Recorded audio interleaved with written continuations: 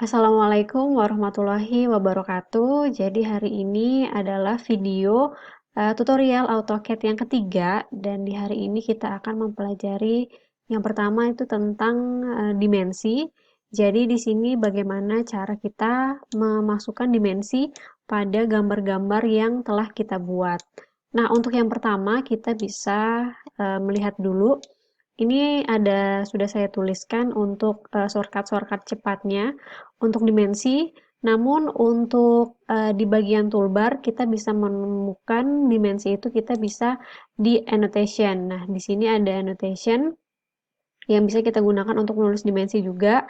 Ada linear sama seperti yang saya tuliskan. Di sini ada linear, align, angular, arc length sampai di ada diameternya juga. Kita bisa menghitung diameter. Lalu di sini nanti ada untuk membuat leader, ada teks, dan juga yang terakhir ini ada untuk insert table. Nah, jadi di sini hari ini kita akan mempelajari tentang annotation. Untuk yang pertama itu kita bisa memulai dulu dengan linear.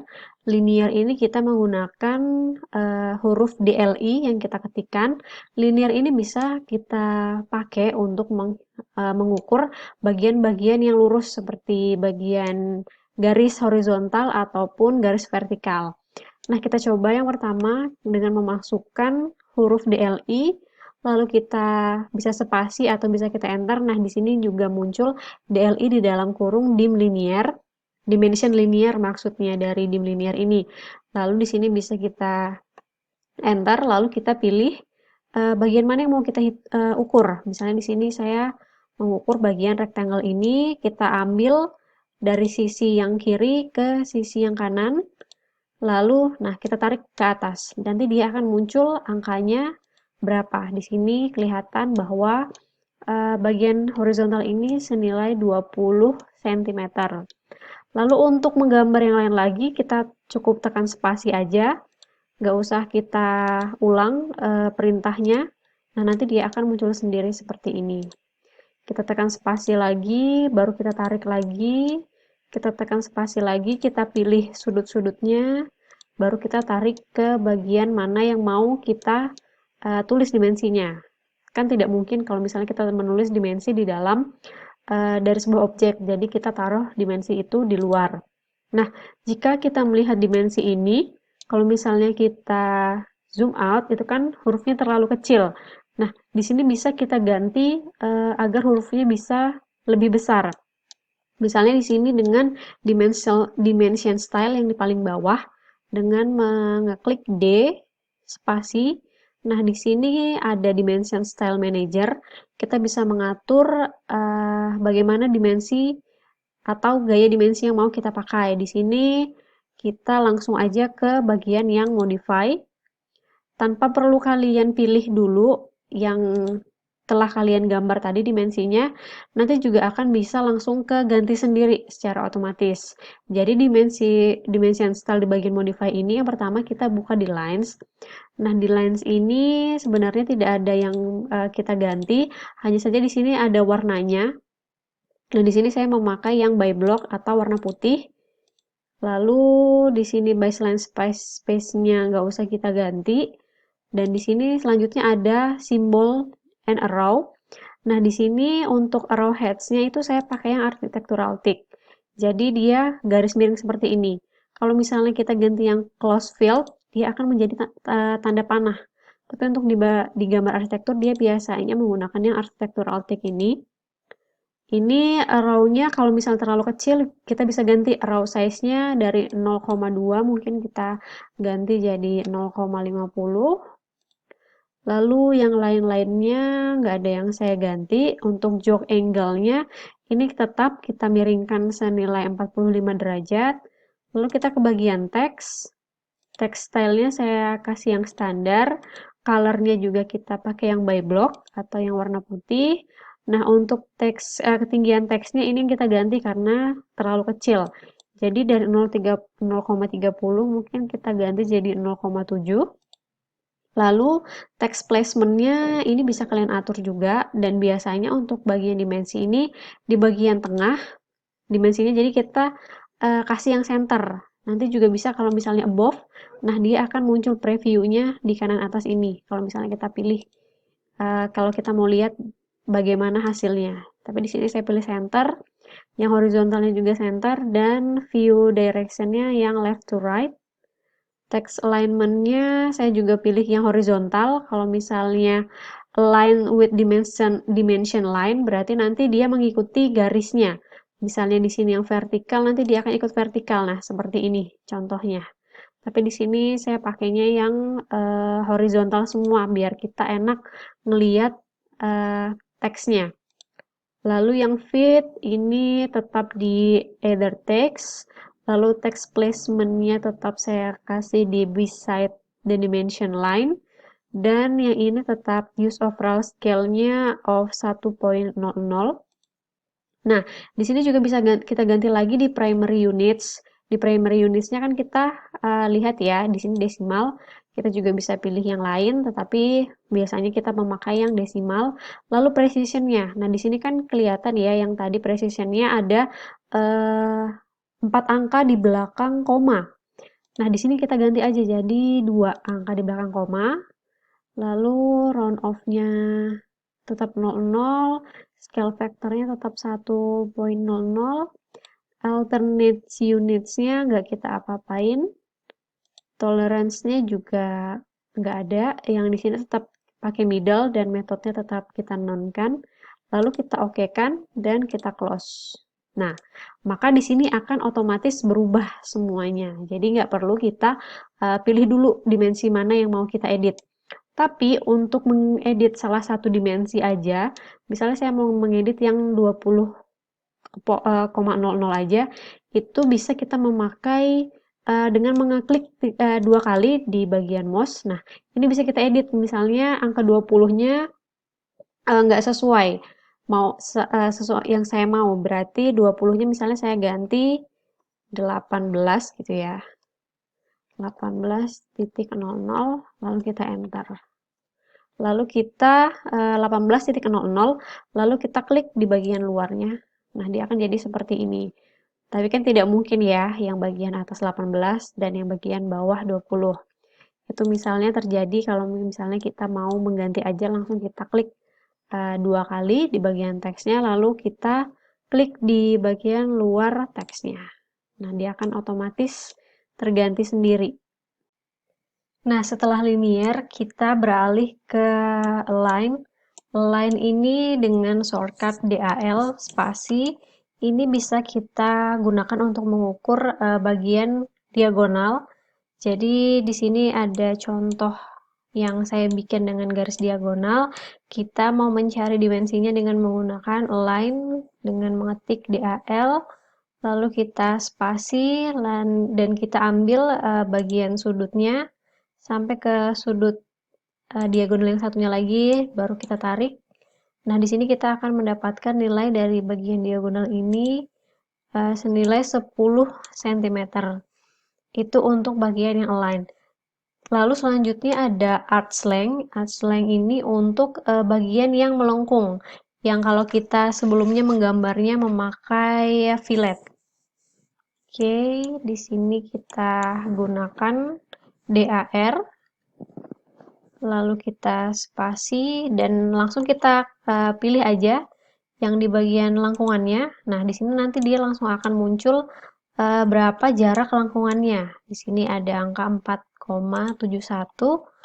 Lalu coba kita hitung lagi bagian lengkung yang di bawah, langsung kita spasi lagi aja untuk mengulang komen yang sebelumnya. Kita pilih lagi, dan di sini untuk lengkungan yang di bawah ini kita mendapatkan nilai 7,85.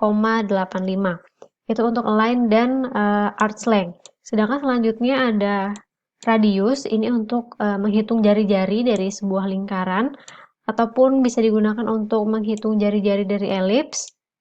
Nah, di sini untuk radius kita menggunakan shortcut DRA spasi, langsung kita select lagi aja lingkarannya. Nah, seperti ini nanti akan muncul R7,00. Di sini bisa kita letakkan di mana aja. Misalnya saya letakkan di sebelah sini. Ini sudah kelihatan untuk nilai dari jari-jarinya. Sedangkan untuk nilai diameternya kita bisa menggunakan DDI, lalu kita spasi dan kita pilih lagi bagian lingkarannya. Dan ini biasanya akan berada di luar lingkaran untuk yang nilai jari-jarinya. Lalu langsung kita ketik aja, kita klik dan nanti dia akan muncul sendiri. Lalu selanjutnya ada dimension edit text dengan menggunakan dimtab. Kita bisa mengetikkan dimtab. Nah, di sini bisa kita pilih dimensi yang mana dan di sini bisa kita rubah posisinya. Mau kita rubah ke sebelah mana untuk merubah dari dimensinya. Atau misalnya yang ini kita rubah angkanya jadi di atas atau di bawah dan garisnya bisa kita majukan atau kita mundurkan dari garis yang sebelumnya. Jadi itu fungsi dari dimension edit text. Lalu untuk dimension style yang selanjutnya sama seperti yang sebelumnya tadi, yaitu despasi ini untuk mengatur dimensi secara keseluruhan. Nah, selanjutnya kita akan mempelajari tentang leader. Leader ini biasanya kita temui di gambar potongan ataupun di gambar detail untuk menunjukkan material yang digunakan di dalam gambar tersebut. Nah, di sini untuk menggunakan leader sendiri, kita bisa langsung ngambil dari toolbarnya yang di sini atau memakai cara cepatnya dengan mengetikkan mleader, lalu kita spasi atau kita enter dan langsung kita tunjuk aja ke bagian material mana. Misalnya di sini yang paling atas saya pakai material pasir, jadi langsung kita pakai garis aja, nanti dia akan muncul otomatis sendiri untuk mengetik teksnya. Langsung kita bisa tulis pasir, lalu kita tekan di bagian luar teksnya. Nah, ini udah jadi untuk pembuatan leadernya. Untuk selanjutnya yang di bagian bawah untuk rumput dan juga batu, ini bisa kita pakai spasi lagi untuk mengulang komennya dan langsung kita tarik aja garisnya, nanti akan otomatis muncul sendiri untuk penulisan teksnya. Lalu selanjutnya di sini kita tekan spasi lagi, lalu kita tulis misalnya batu kerikil. Nah, ini leadernya udah jadi untuk dari material-material ini. Tetapi di sini kalau kita zoom out, ini ternyata tulisannya masih sangat kecil. Jadi tulisan ini untuk mengedit sama seperti dimension tadi, dimension yang sebelumnya. Nah, ini bisa kita mengedit leadernya dengan mleader style. Lalu kita enter atau kita spasi. Nah, tampilannya juga akan seperti ini. Multi Leader Style Manager akan mirip seperti tampilan saat kita menyeting dimension yang tadi. Di sini langsung kita pilih yang modify aja. Nah, tapi di sini tidak terlalu banyak seperti dimensi ya pengaturannya. Jadi di sini ada leader format. Tipenya ini bisa strike atau spline, ini agak melengkung. Atau yang none, ini nggak ada sama sekali, jadi nggak kelihatan panahnya. Di sini kita pakai yang straight aja. Colornya tetap yang by block. Lalu line type-nya tetap by block. Line weight-nya untuk ini ketebalannya bisa diatur. Tapi kita di sini memakai yang by block aja. Nah, di simbolnya di sini tanda panah kita pakai close field karena untuk menunjukkan materialnya. Lalu untuk size-nya mungkin agak kita besarkan, karena di situ tadi terlalu kecil ya, mungkin jadi 0,3. Dan break size-nya nggak kita ganti, lalu leader structure-nya ini juga tetap, dan kontennya ini yang kita ganti di bagian ketinggian hurufnya, karena masih terlalu kecil. Misalnya di sini kita ganti jadi 0,5. Yang lain-lain tetap seperti ini, lalu kita oke, dan kita close. Nah, maka dia akan membesar sendiri untuk bagian huruf dan juga tanda panahnya yang tadi. Itu adalah fungsi dari leader. Kalau misalnya dari tulisan ini, yang tulisan pasir, rumput atau batu kerikil mau kita ganti, bisa tinggal kita klik 2 kali aja dan bisa kita edit hurufnya. Misalnya salah dan mau kita ganti jadi batu atau apa gitu yang lain, itu juga boleh. Nah, seperti ini kalau untuk mengedit tinggal kita klik 2 kali di bagian teksnya, lalu kita ketik seperti biasa. Nah, yang selanjutnya kita akan belajar untuk memasukkan teks. Untuk memasukkan teks ini, kalau di toolbar ada di bagian ini, di sini ada mText atau multi-line text sama single line. Jadi untuk yang pertama kita bisa menggunakan mText untuk shortcut cepatnya, lalu kita enter atau kita spasi, dan di sini kalau pakai mText itu seperti membentuk sebuah paragraf. Jadi kita tarik bagian mana yang mau kita tulis. Misalnya di sini saya menuliskan program studi arsitektur Fakultas Teknik. Bisa kita enter lagi, Universitas Mula Warman. Nah, setelah seperti ini masih bisa kita atur seperti kalau kita pakai di Word. Jadi di sini kita bisa mengatur teksnya, rata tengah, rata kanan, atau rata kiri, terus kita bisa mengatur ketinggiannya juga di sini untuk ketinggian teksnya, karena di sini mungkin terlalu kecil, mungkin bisa kita ganti menjadi 0,70. Nah, atau masih terlalu kecil rupanya, jadi bisa kita pakai 3.00, ternyata terlalu besar. Jadi di sini kita coba pakai 2.00. Nah, dia akan menjadi seperti ini. Kalau misalnya seperti ini, kita bisa untuk memanjangkannya lagi ke arah sebelah kanan. Ini bisa kita klik 2 kali sampai seperti ini, dan di ujung kanan ini bisa kita lebarkan. Nah, jadinya seperti ini. Jadi saat kita mengedit, ini bisa kita rubah-rubah.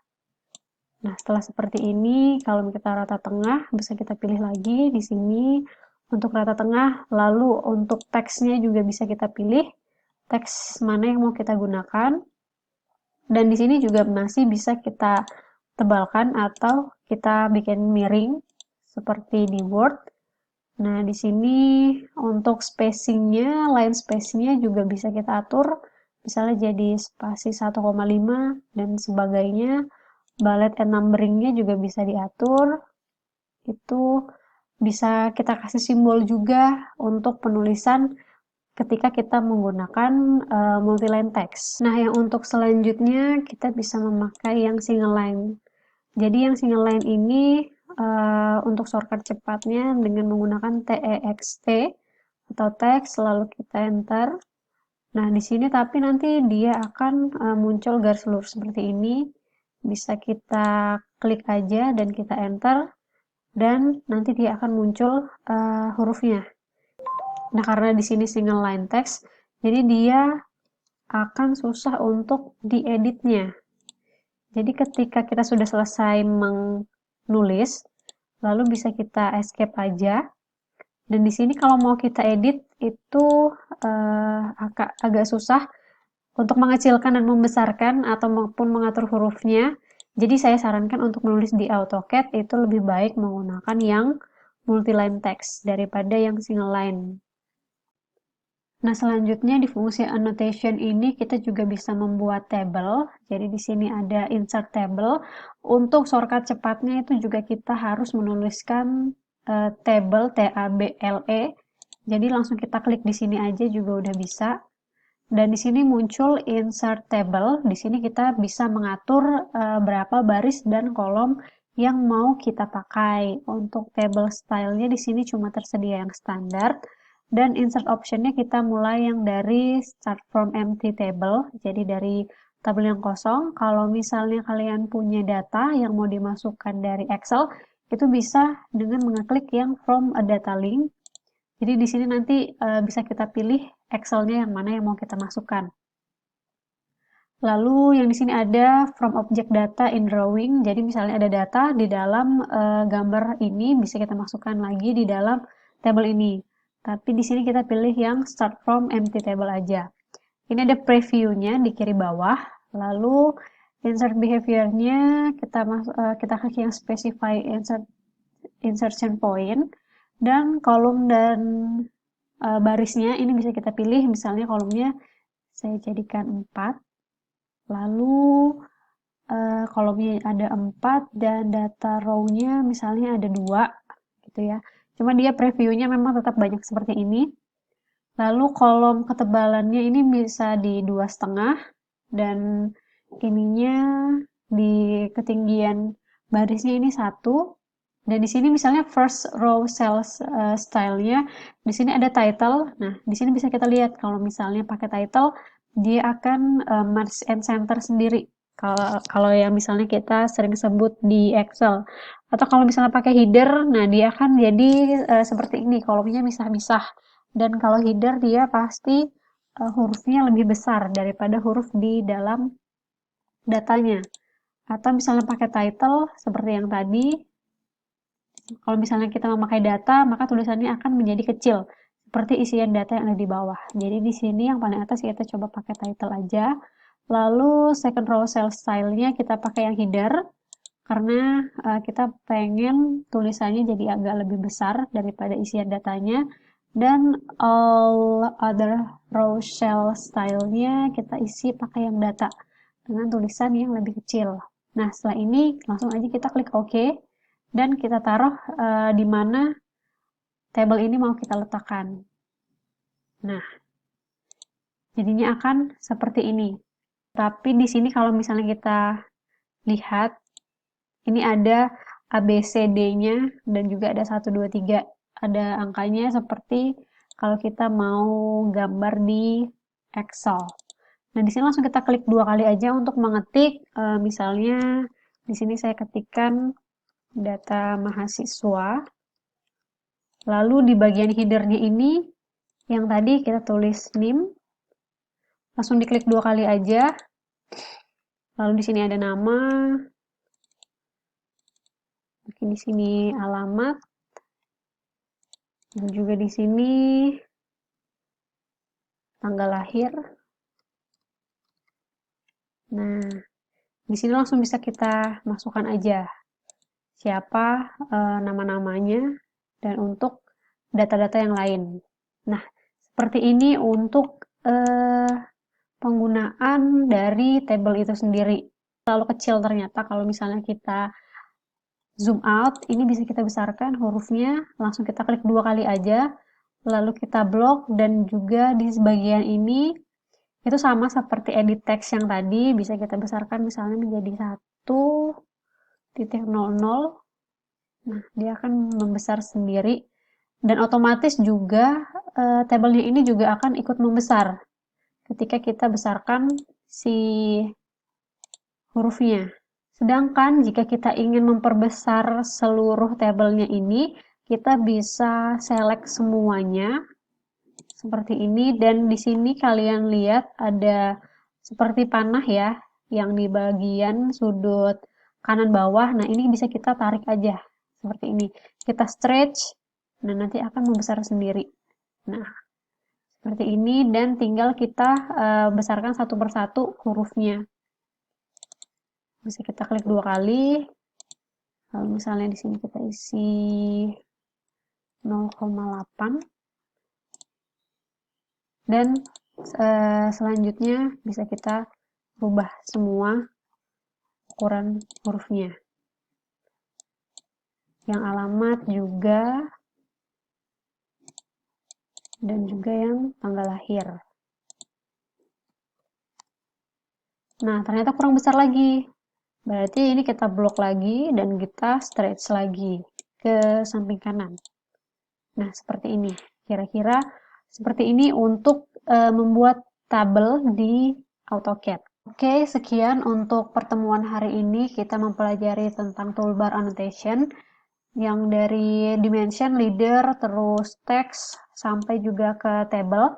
Dan minggu depan kita akan mulai mencoba untuk menggambarkan etiket di dalam AutoCAD ini, dan juga kita akan mempelajari bagaimana cara memplotting etiket tersebut dari ukuran A3 atau A4 dan seterusnya untuk bisa kita produksi menjadi gambar yang sudah siap di print.